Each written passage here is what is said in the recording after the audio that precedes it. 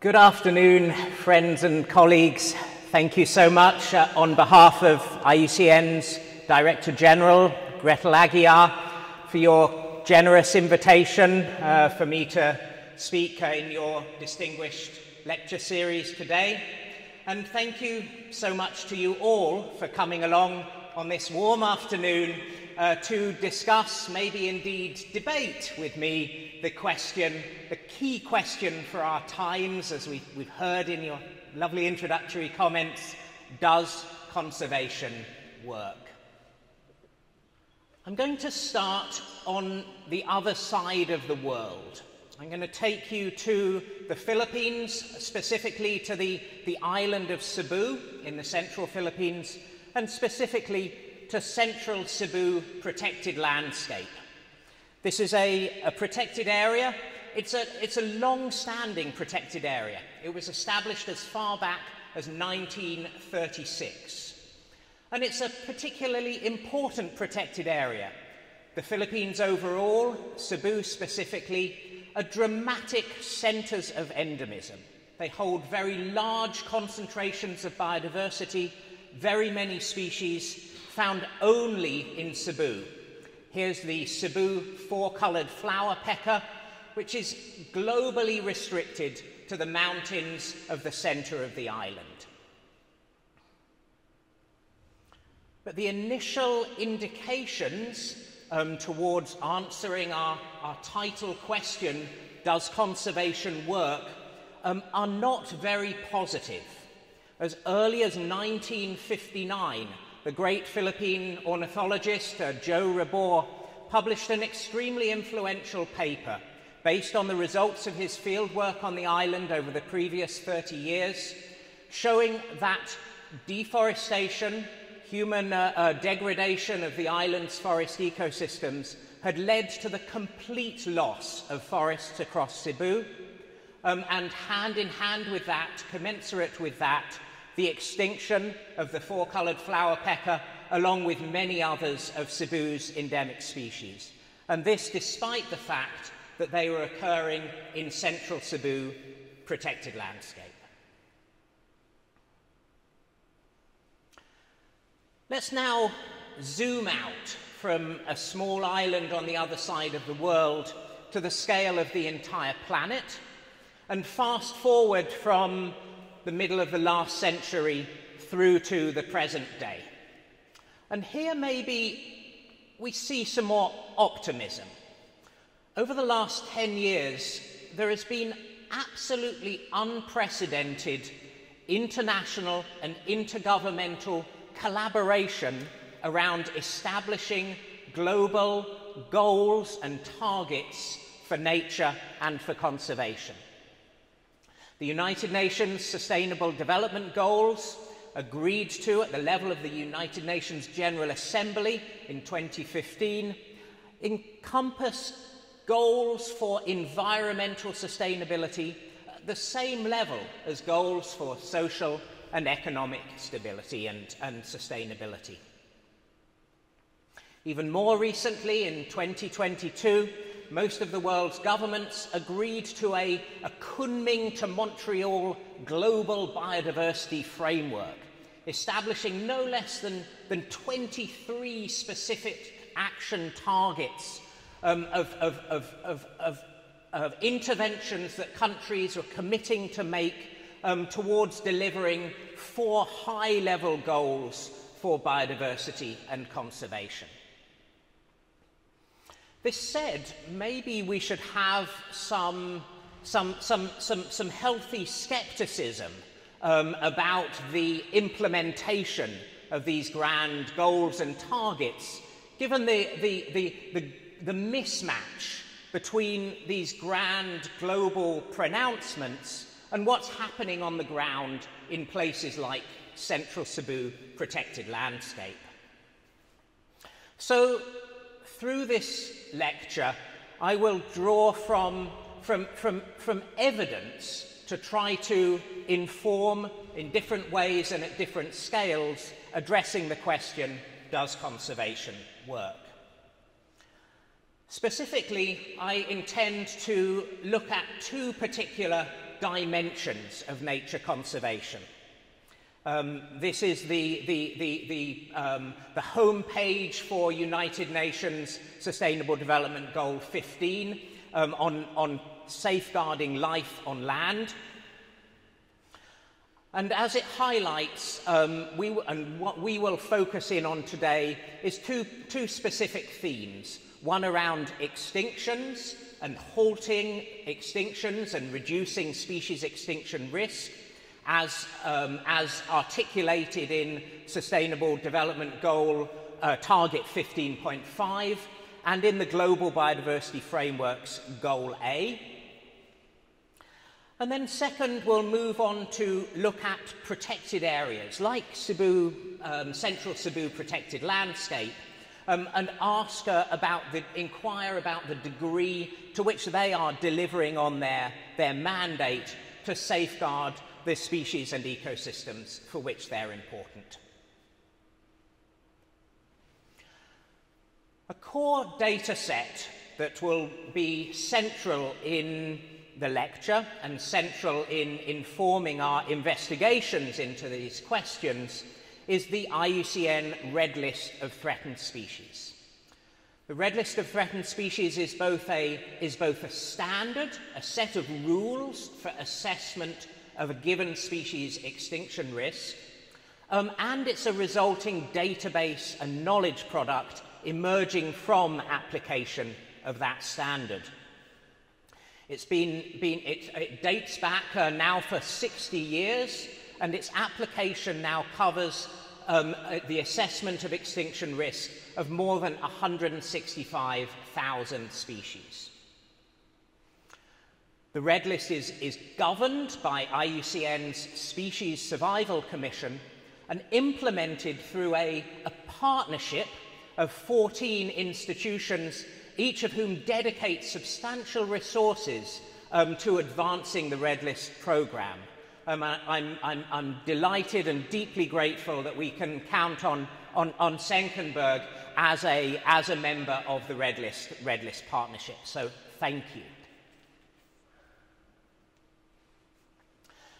Now, over the last 3 decades, there have been 3 major changes to the way that the Red List programme is implemented that have fundamental consequences for the application of the Red List to answer comparative questions, to answer questions like, does conservation work? The first and most important of these actually dates back all the way to the early 1980s. Prior to the 80s, the Red List had indeed been a list, an expert-derived assessment of the likely extinction risk of species considered to have a high probability of being threatened. That delivered enormous amounts of conservation benefit and channeled attention towards some of the most threatened species. But it was realized in the Road to Extinction Congress in 1984 that it fell short of allowing addressing of broader questions because of the lack of consistency and comparability between assessments. And so a process was initiated, led by Georgina Mace, to establish a system of quantitative categories and criteria to structure Red List assessments. Those categories and criteria were first published in 1991, and after extremely extensive debate and review, finally adopted by IUCN in 2001, and they've remained stable since then. And this is really important in ensuring that any given Red List assessment is transparent, is repeatable, and is comparable between species groups over space, between assessors, and over time. The second major change has been to move from the historical approach of assessment of species considered a priori to be likely to face a high risk of extinction, to assessing entire species groups or to sampling across entire species groups. that again allow for comparability across red list assessments. This approach was first initiated by BirdLife International in assessing all of the world's bird species in 1988, and has subsequently been applied, in many cases multiple times, to assess all of the world's amphibian species, mammal species, reptile species, and just earlier this year, a comprehensive assessment of species in some freshwater groups, all freshwater fishes, decapod crustaceans, and odonata, and the odonata assessments owe a particular debt specifically to work from here in Senckenberg. And a third major change has been the introduction of required associated data sets over and above the application of the categories and criteria to assess extinction risk itself. Perhaps the most important of these has been the incorporation of spatial data. It's mandatory that all red list assessments incorporate a range map showing where the species in question lives. Those spatial data then make it possible to aggregate across many thousands of red list assessments. This is an example of that, to derive a metric of the potential contribution of conservation actions in any given place on the planet towards global goals for extinction risk reduction, the species threat abatement and restoration metric. In a similar vein, a set of classification schemes, standard classification schemes, have been introduced into the red list, requiring documentation, for example, of the threats which face any given species.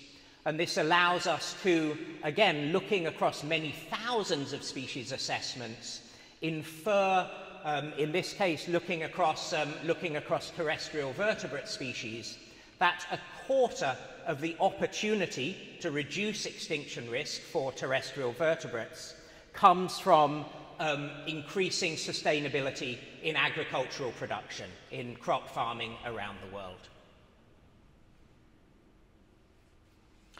Maybe one other aspect of the red list of threatened species, which I'd like to highlight, in particular in speaking to an audience like Senckenberg here.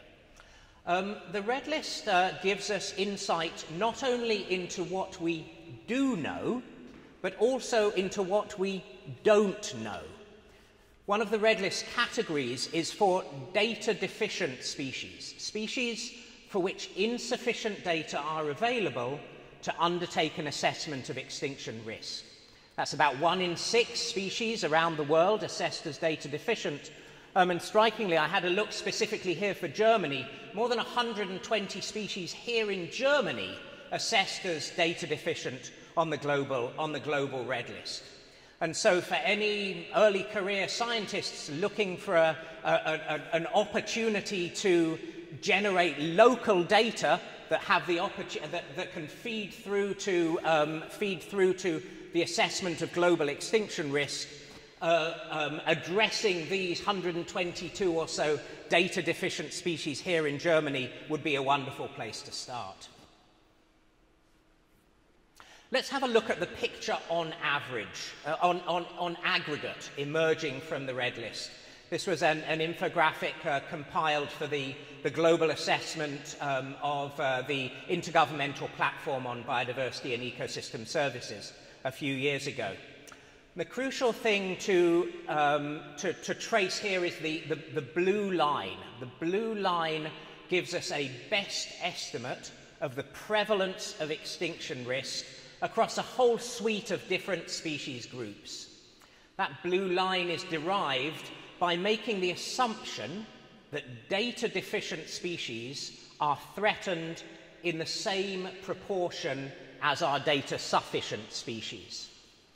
You can see two major patterns emerge from this graphic, and both of them relate to variation.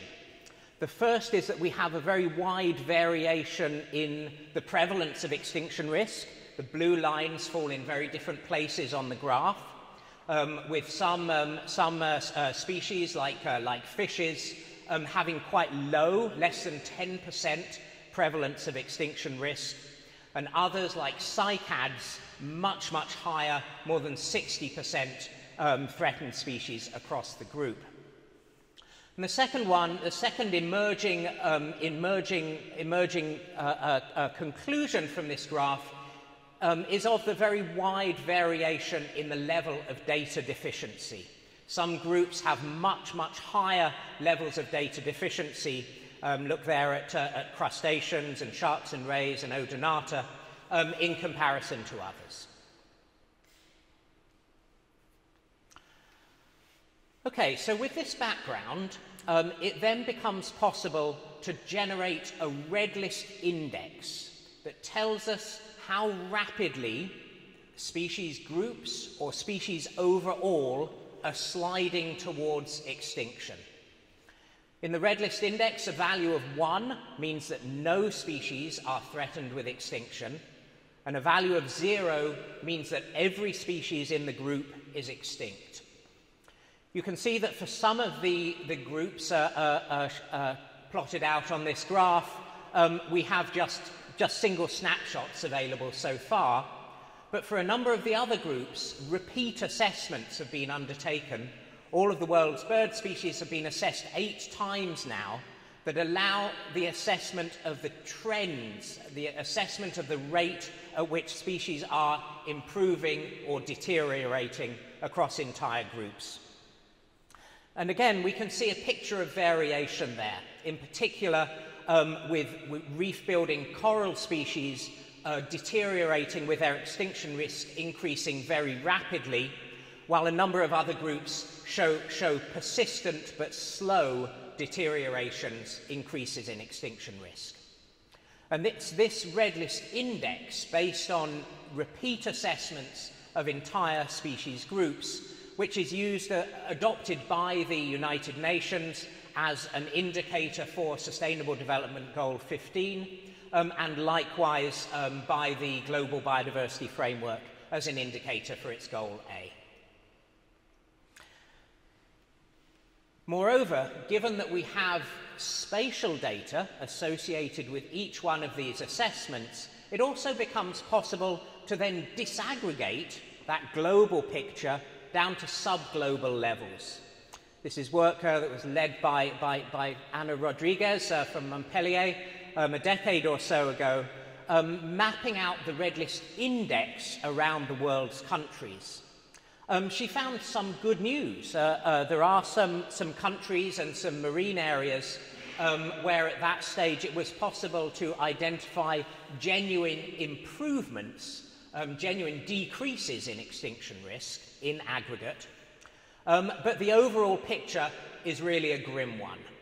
If you look around most countries, and maybe in particular across mega-diversity countries, big countries with very large numbers of endemic species, the US, Mexico, the Andean nations, Australia, Indonesia, China, India, all of those countries emerge in a deep purple here, showing strong deteriorations in aggregate status of species, strong accelerations of extinction risk.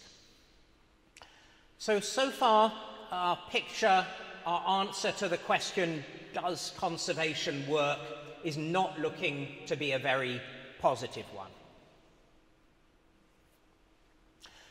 Let's shift from the taxonomic dimension to the spatial dimension and have a think about protected areas as a key conservation intervention. Protected areas have been argued to be the cornerstone of conservation efforts worldwide.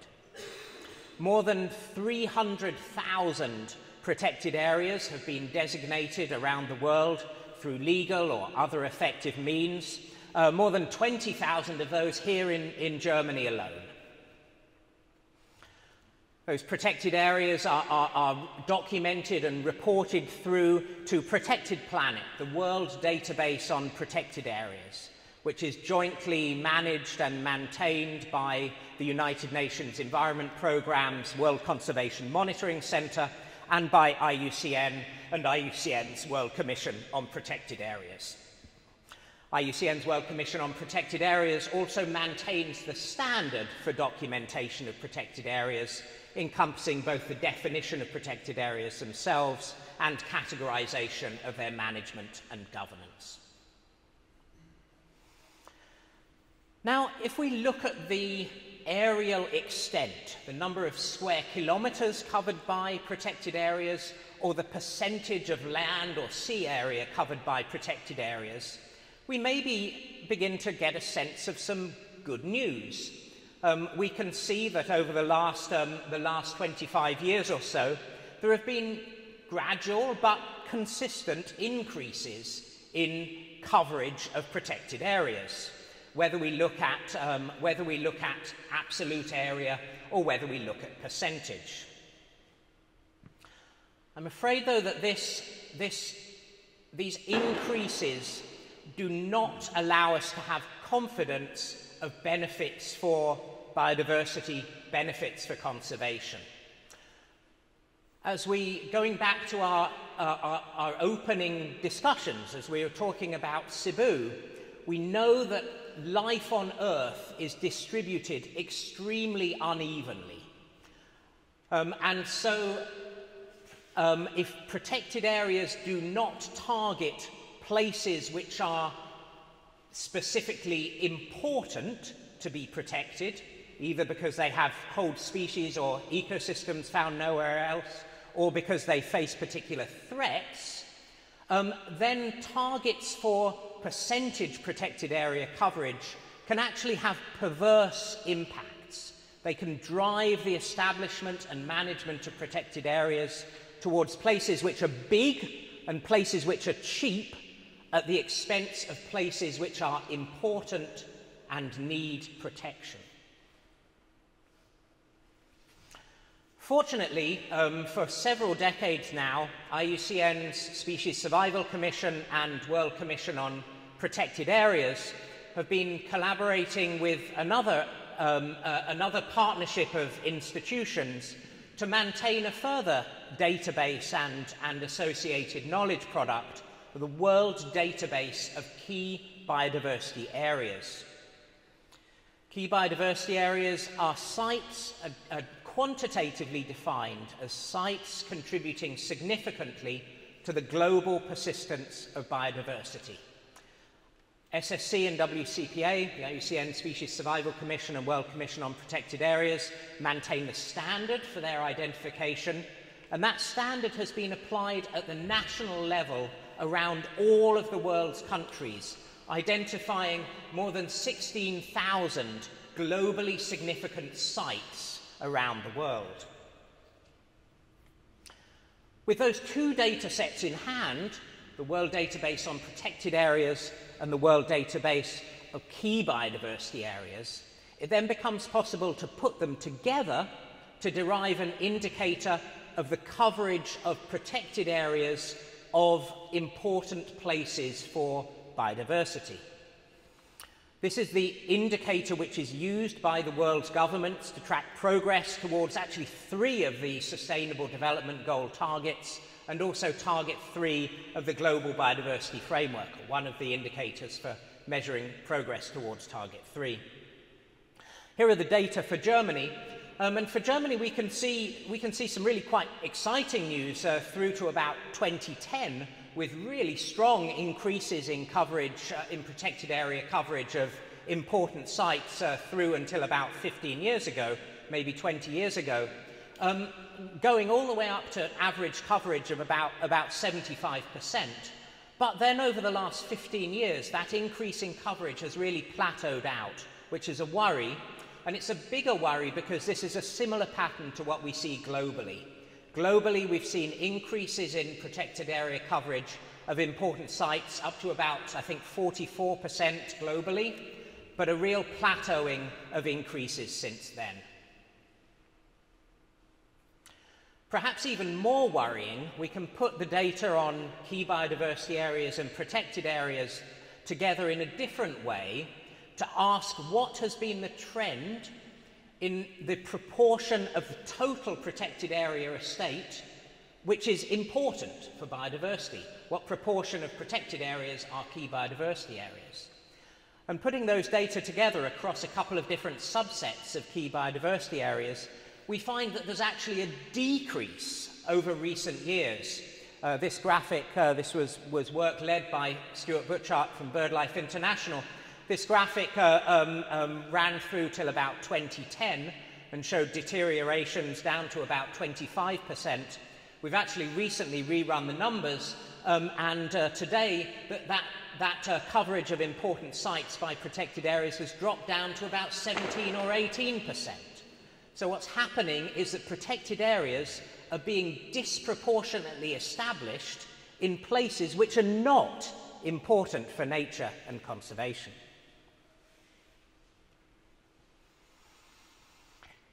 So I'm sorry to depress you.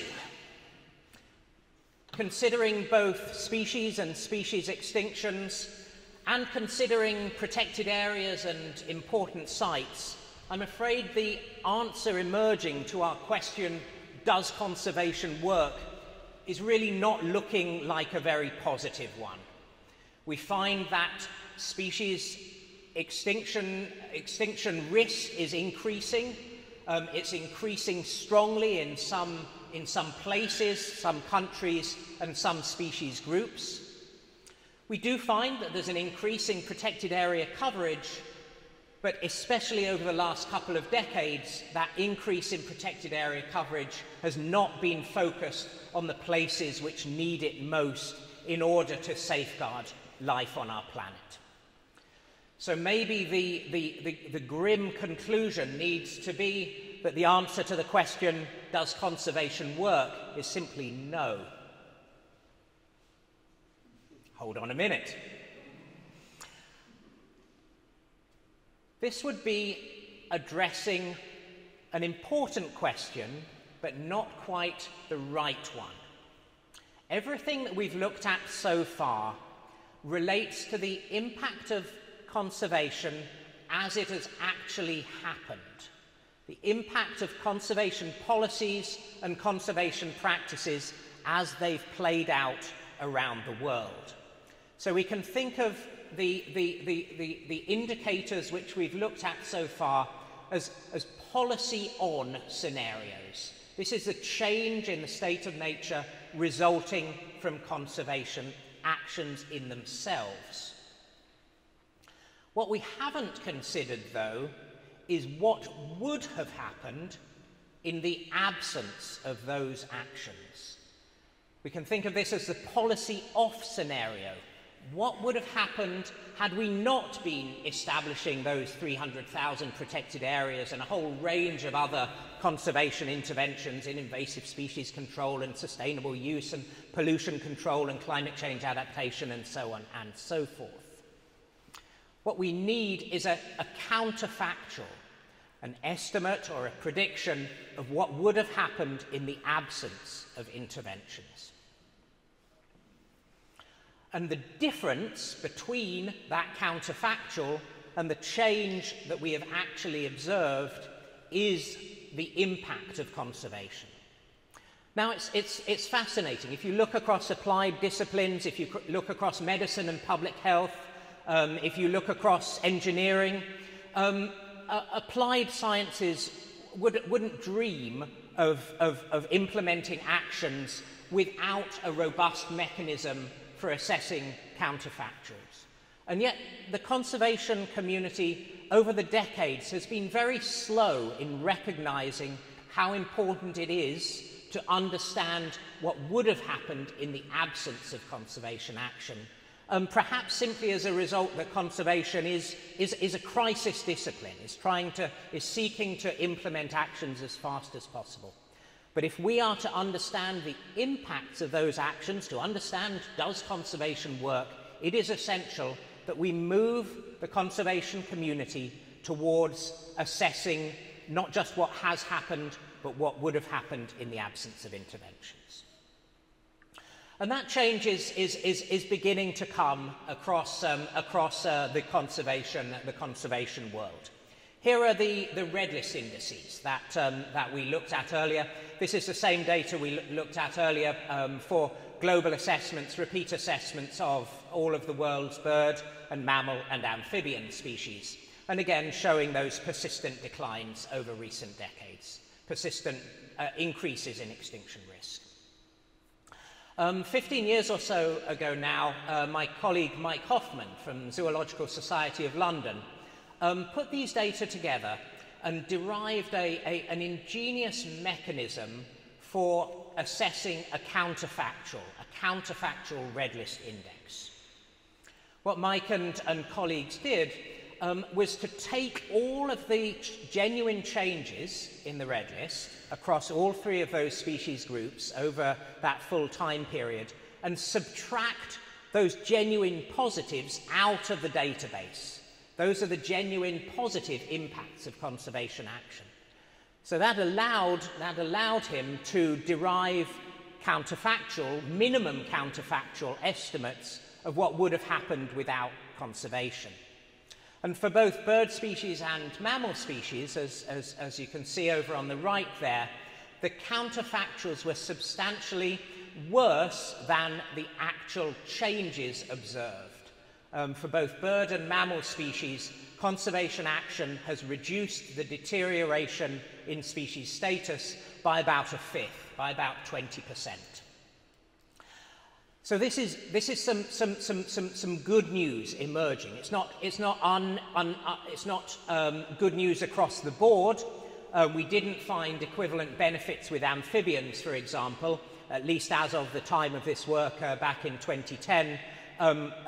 Initiatives to safeguard amphibians were not yet delivering a commensurate reduction in extinction risk. I mentioned that this was a minimum counterfactual, and there's a crucial reason for why it was a minimum. What that work was doing was subtracting out the genuine improvements. But what it didn't do was to subtract out the avoided deteriorations. So there are many, potentially very many species in the data set there which have remained stable over the years, but only remained stable because of the positive impacts of conservation action, and that without that benefit, they would have deteriorated as well. So Mike Hoffman and colleagues revisited the question looking specifically at ungulate species about 10 years ago, and derived a counterfactual by querying specialists on the species in question to derive estimates on the likely extinction risk of those species in the absence of conservation actions. Clearly, there's very wide uncertainty here. This is effectively developing a model of what would have happened in the absence of actions. But the overall picture, the best estimate solid line there, shows that conservation actions over the last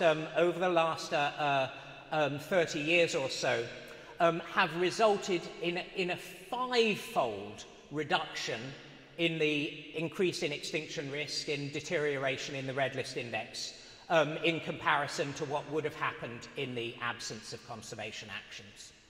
And down in the bottom left here, here's a good example. This is a Javan rhinoceros. It's a critically endangered species, so there's no question that conservation challenges continue. But were it not for the establishment and management of Ujung Kulon National Park in West Java in Indonesia, the only place in the world where Javan rhino now lives, then it's extremely unlikely that the species would still be extant.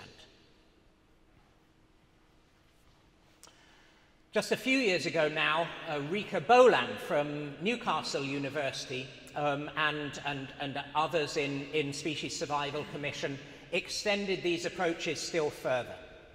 What they did, using a Delphi technique, so a more sophisticated approach to specialist elicitation, looked across all of the world's bird and mammal species to ask which of them would likely have become extinct over the last 3 decades in the absence of conservation actions. And what they found was that in aggregate, between about 20 and 30 birds and between 7 and 16 mammals would have had a high likelihood of having gone extinct since 1993 in the absence of conservation actions which have been put in place. Those don't sound like huge numbers, but when you put them in the context of extinctions which have actually happened, we can see that conservation actions over the last 3 decades have resulted in a 3- to 4-fold reduction in the extinction rate of birds and mammals. So this is actual extinctions now, not just deteriorations towards extinctions. So again, a strong positive signal of conservation actions, a strong positive impact of conservation actions when the counterfactual is considered. Let's shift over to have a look at the question applied to protected areas and key biodiversity areas. And this was work that put the KBA and protected area dataset together with the Red List Index to ask what impact protection of important sites is having on influencing species extinction risk. So this work, first of all, considered a policy-on scenario, looking at protected areas which cover key biodiversity areas well, and asking what the Red List Index was for the species which live in those sites. And it finds across the board for well-protected key biodiversity areas that deteriorations in extinction risk have been continuing. Species extinction risk has been continuing in those sites. That's the policy-on scenario. But then if we switch over to consider what would have happened in the absence of conservation by considering key biodiversity areas that have poor or no coverage by protected areas, we find that the rate at which species would have been sliding towards extinction in those poorly safeguarded areas is twice as fast.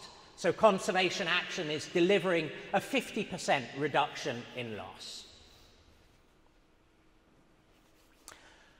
For the final couple of slides of my lecture, I want to bring us to the present with some really exciting work was led by Penny Langhammer from the organisation, Chief Programme Officer at the organisation Rewild. And what Penny and colleagues did was to undertake a global review and meta-analysis of the impact of conservation actions.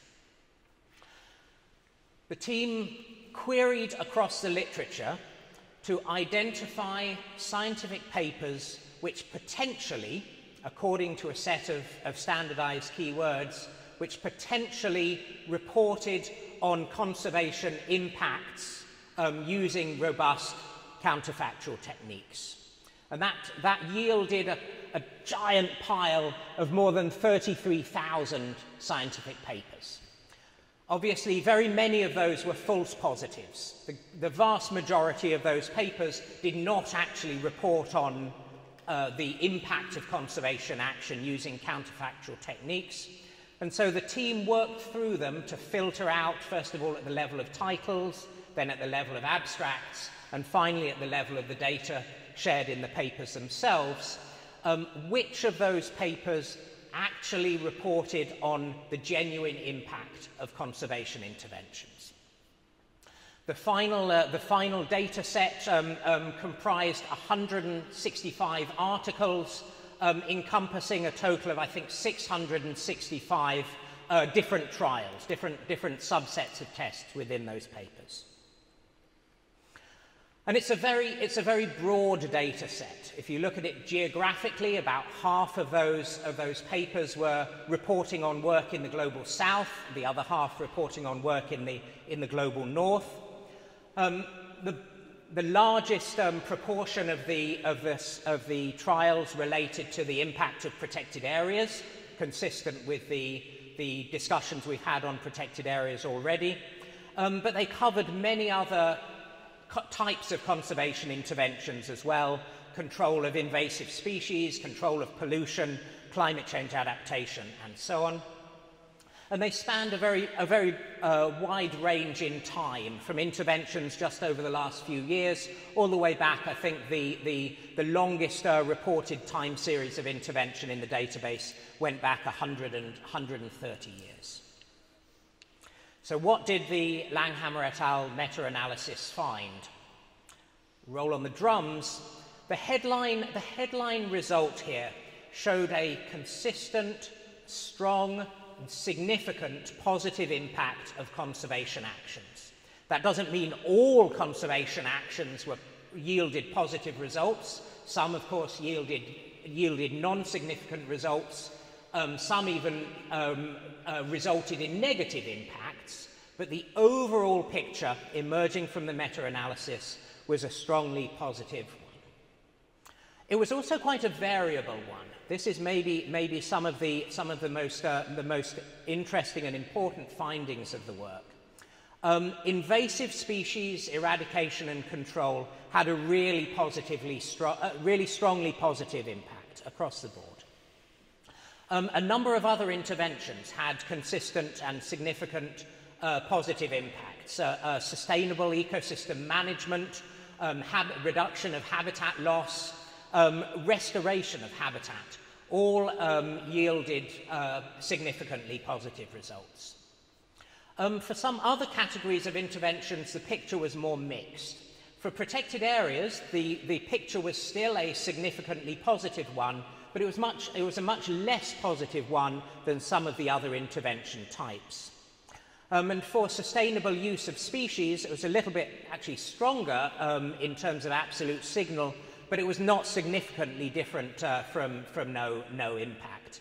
And that may have been due to the fact that there's only a small number of studies that have addressed, using counterfactual techniques, the genuine impact of sustainable harvest regimes. We also found consistently positive impacts across different levels of organisation of biodiversity. The bulk of the studies focused at the level of species, and we found strong positive impacts across species. But some of the studies also looked at ecosystem levels, and a few, this was work contributed by Mike Bruford, also looked at impact of conservation at genetic levels of biodiversity. And across all three dimensions of biodiversity, again, the impact of conservation was strong and positive. So for my final slide, let's go back to central Cebu protected landscape. Let's go back to the Philippines. I was lucky enough in 1991 to work in a team researching forest birds in the Philippines. My colleague Rob Timmins stayed in the Philippines after the rest of us returned to our undergraduate studies, and went to focus on the island of Cebu. And eventually, after weeks of field work on the island, not just looking for the island's birds, but looking for any remaining forest, he found a tiny patch of forest surviving on one of the very steepest slopes on the highest mountain of the island. Surveying that forest, he eventually found a couple of birds of the Cebu four-coloured flowerpecker. The bird was not extinct, it was still alive from over all of those decades, all of those intervening years. On the basis of that rediscovery, the wonderful Cebu Biodiversity Conservation Foundation, a local NGO based in Cebu City, has focused its programs on safeguarding the ecosystems and species of the island of Cebu, and have established really extensive conservation programs focused on community management, on incentivizing community members to serve as rangers to safeguard the remaining forest, on establishing nurseries to restore native trees, and on extensive environmental education with schools, with churches, with local government, with media. Cebu flowerpecker, Cebu four-coloured flowerpecker remains extremely rare. There have been a total of, I think, 14 records over the last 30 years or so since Rob's original rediscovery. That said, there is absolutely no question that the picture in Cebu now, thanks to that conservation action, is much, much better than it would have been in the absence, than it would have been on the basis of the initial pronouncement of extinction back to 1959 and before. The overall message, the overall take-home message I'd like you to summarize from this lecture is that yes, conservation does work, but we just need much more of it. Thank you very much indeed.